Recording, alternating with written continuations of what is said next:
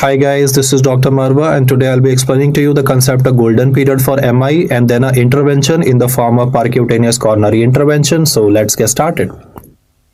First of all, you should know that golden period for MI is the first hour. Why is it important? Well, person can die suddenly. You could have a sudden cardiac death. A patient could become pulseless and BP-less.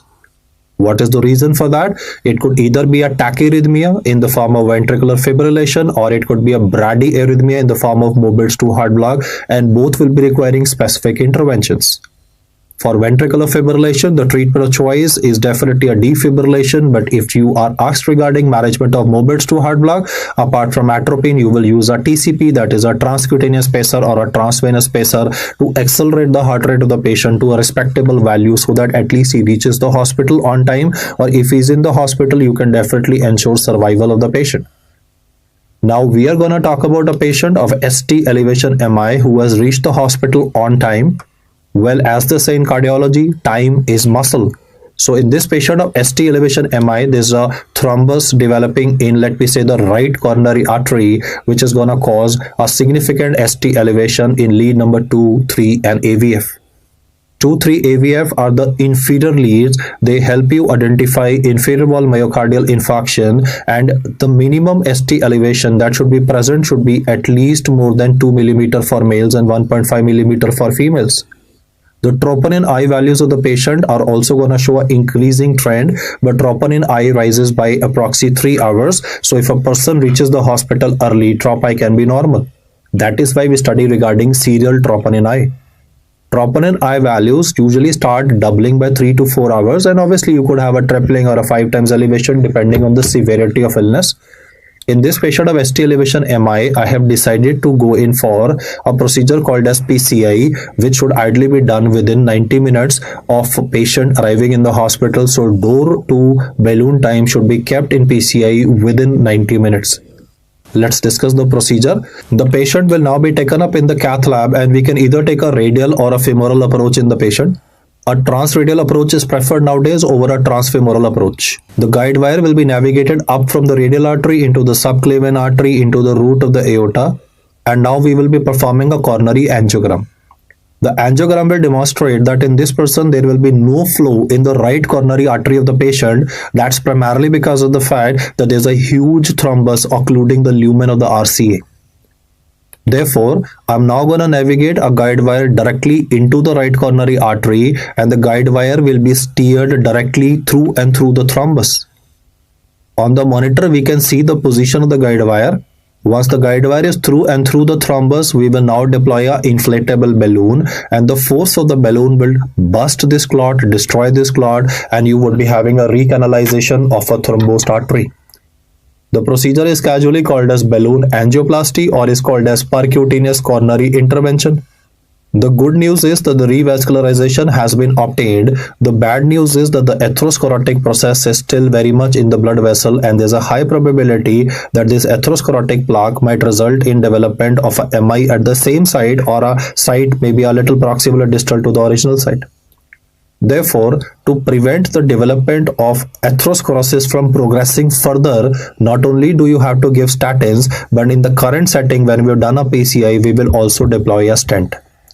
Most of the stents that are available nowadays are called as drug-eluting stents, or DES. The drug-eluting stents would be coated with the medicine that will prevent the redevelopment of a stenotic lesion in the coronary artery. Drug-eluting stents are coated with 2 medicines, either everolimus or zotarolimus.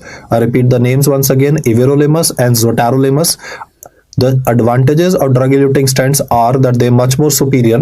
They modify the atherosclerotic process and prevent the redevelopment of an acute coronary syndrome in this person, again at least specific to this blood vessel. Nowadays the stents that are available are also biodegradable. What I mean by biodegradable is that they get incorporated into the wall of the blood vessel. So they're not like a foreign body in the blood vessel, but they get incorporated in the wall of the blood vessel, and therefore we would be having a modification of the atherosclerotic process in the patient. So once you understand the concept behind ST elevation MI and a percutaneous coronary intervention, I would also like you to be sensitized to a term called as rotablator atherectomy. You see, At the other end of the spectrum of atherosclerosis are patients of chronic stable angina who are having narrowing of the coronary arteries. This narrowing could be due to combination of fibrous plaque along with calcification in the coronary arteries, and once the arteries become narrowed, the person will be having chest pain on exercise. You see, chronic stable angina is not included in acute coronary syndrome. Why? Because acute coronary syndrome is about a patient having chest pain at rest, whereas chronic stable angina patient will be having chest pain on exercise or on eating of food. So on a person of chronic stable angina demonstrated to be having multiple narrowings in his multiple blood vessels, if we plan to go in for a rotablator atherectomy, the rotablator device is made up of diamond burr, BURR. The burr will rotate inside the coronary artery at a speed of 1 lakh rpm or excess. It will literally drill through the narrowing which is present in the coronary artery of the patient and will achieve a recanalization of the coronary artery of the patient, and later on we can deploy a stent at the same side and a revascularization of the patient can be obtained.